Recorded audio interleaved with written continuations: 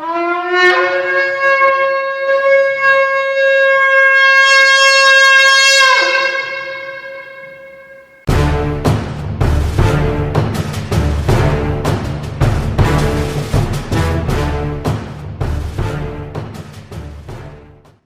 a todos, vamos dar continuidade ao curso de Escatologia.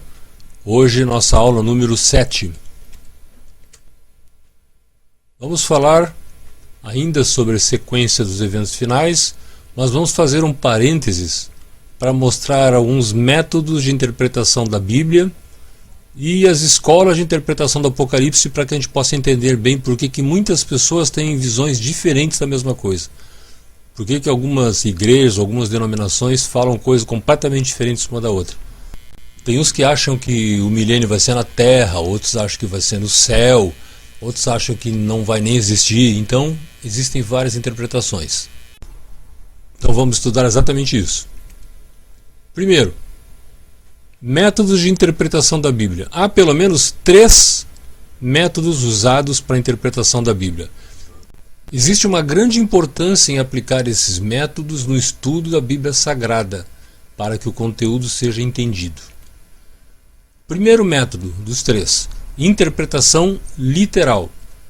Esse método dá à passagem bíblica o mesmo sentido básico e exato que teria no uso costumeiro, normal e cotidiano.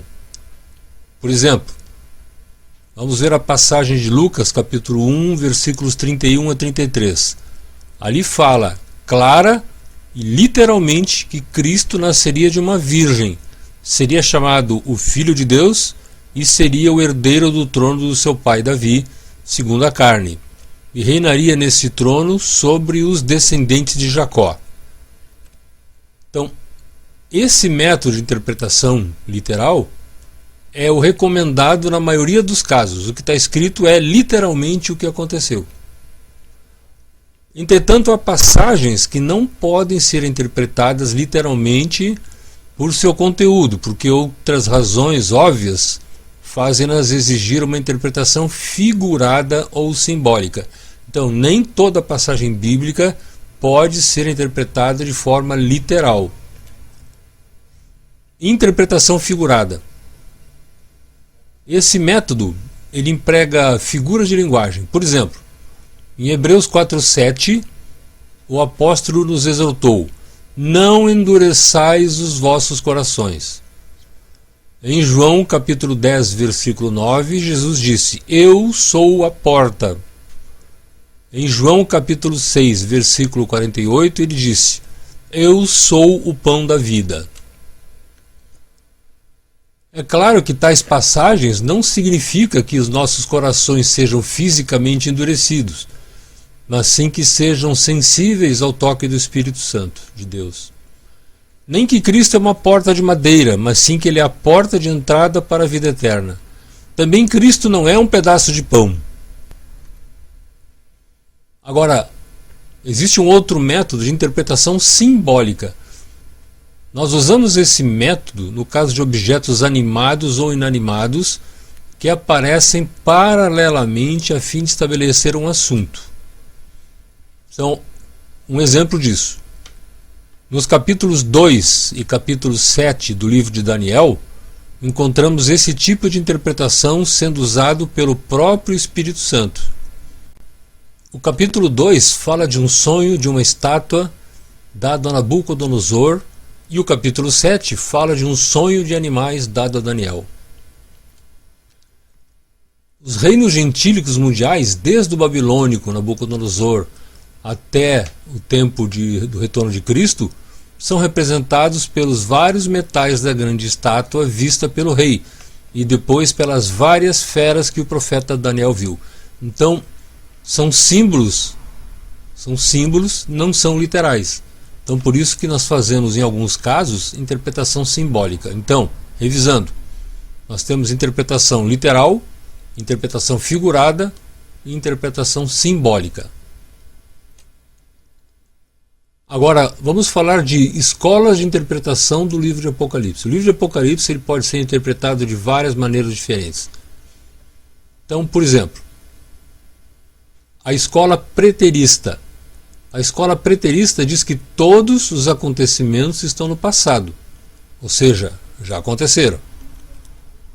Interpreta o Apocalipse como advertência e encorajamento às 7 igrejas da Ásia. Os preteristas liberais dizem que o Apocalipse está impregnado de figuras da mitologia pagã. Agora, a escola historicista. Essa escola entende que o Apocalipse é um panorama alegórico, ou seja, simbólico, da história da humanidade. Já a escola idealista vê o Apocalipse como uma descrição da guerra entre o bem e o mal, combate entre Deus e Satanás.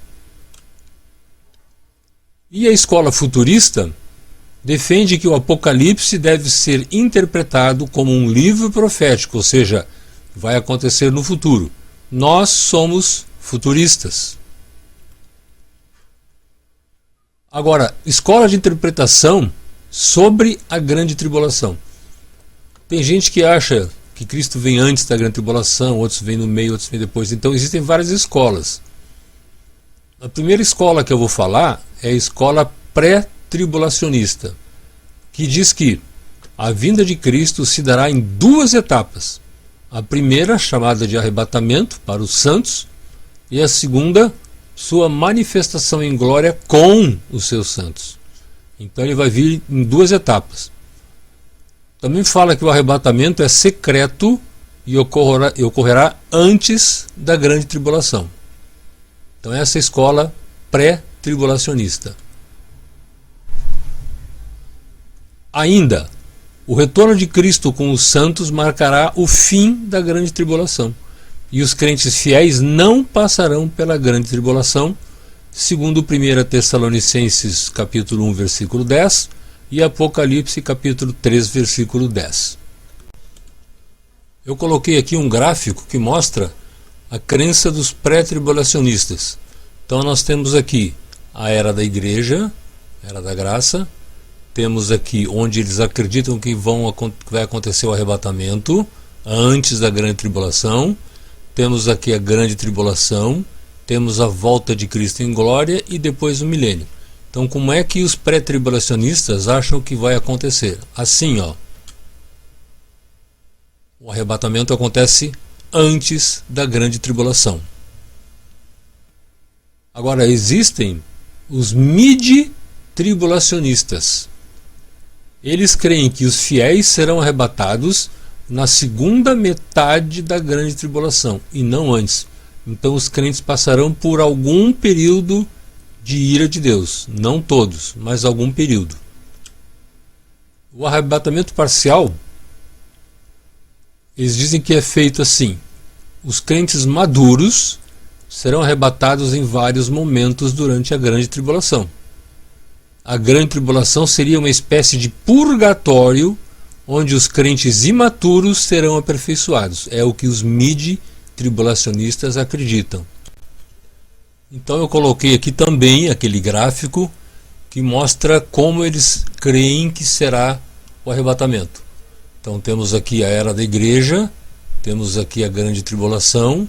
Os midi-tribulacionistas acreditam que o arrebatamento será no meio da grande tribulação, depois Cristo volta e aqui temos o milênio. Então será assim, no meio da grande tribulação. Existem também os pós-tribulacionistas. Eles acreditam que a igreja vai permanecer durante a grande tribulação inteira. Cristo só vai vir buscar os fiéis no fim da grande tribulação. Não acreditam no arrebatamento secreto. Eles acham que Cristo vem só uma vez e no fim da grande tribulação. Então aqui de novo aquele gráfico que mostra a era da igreja, a grande tribulação, o milênio, e aqui onde que os pós-tribulacionistas acham que ocorrerá o arrebatamento. No fim da grande tribulação. E existem também, tem um quarto grupo que acredita no arrebatamento parcial. Eles acreditam que os crentes que estão vigiando e esperando Jesus serão arrebatados em diferentes momentos da grande tribulação. Então, de novo, aquele gráfico onde aparece também a era da igreja, a grande tribulação, o milênio, a volta de Cristo em glória, e eles acreditam, os que acreditam no arrebatamento parcial, em vários arrebatamentos no meio da grande tribulação, dessa forma aqui, ó. Um pouquinho, mais um pouquinho e mais um pouquinho. É isso que eles acreditam. Então, esses são os 4 pensamentos, as 4 escolas sobre a grande tribulação. Agora vamos falar das escolas sobre o milênio. Primeira escola são os pré-milenistas, que acreditam que Cristo virá antes do milênio e será precedido por sinais. Os pré-milenistas estão divididos em pré-milenista clássico, que é o que pensa que o arrebatamento e a manifestação de Cristo seria um evento único, é o caso dos presbiterianos, e o pré-milenismo dispensacional, que acreditam que a volta de Cristo se dará em 2 estágios. No primeiro, o arrebatamento. Cristo virá para a sua igreja. No segundo, a manifestação em glória. Cristo virá com a sua igreja. E ambos os eventos serão separados por um período de 7 anos, chamado a Grande Tribulação. Essa é a crença da maioria dos protestantes, inclusive a nossa. O pré-milenismo foi a posição escatológica da igreja nos primeiros séculos e foi sustentada pelos pais da igreja. Outra escola é chamada de amilenismo. Eles dizem que o Apocalipse seria um esboço dos eventos marcantes na história da igreja, ou seja, milenismo realizado. Então são eventos da história da igreja, simplesmente isso. Eles dizem que a igreja é o Israel de Deus e não haverá cumprimento literal das profecias do Antigo Testamento. É a posição da Igreja Católica Romana. O terceiro grupo de escola são os pós-milenistas. Eles dizem que o reino de Deus é espiritual e não geográfico. O reino de Deus é agora, com a pregação do Evangelho. E a sociedade viverá por um período de paz como consequência dessa evangelização. E em seguida, Cristo virá. É o que eles pensam. Então, nessas primeiras 7 aulas, nós vimos um esboço de tudo o que acontecerá, vimos a origem da profecia das 70 semanas, lá no livro de Daniel, vimos as escolas de interpretação, vimos os sinais da volta de Cristo, vimos um monte de coisa. A partir de agora, nas próximas aulas, eu vou começar a detalhar, vou colocar em detalhes, em minúcias, tudo aquilo que irá acontecer. Então, terminamos aqui a aula número 7. Essa aula apenas foi para dar uma visão geral das escolas de interpretação, tanto da Bíblia quanto do Apocalipse. Do Apocalipse tem aqueles várias escolas que falam sobre a tribulação e várias escolas que falam sobre o milênio.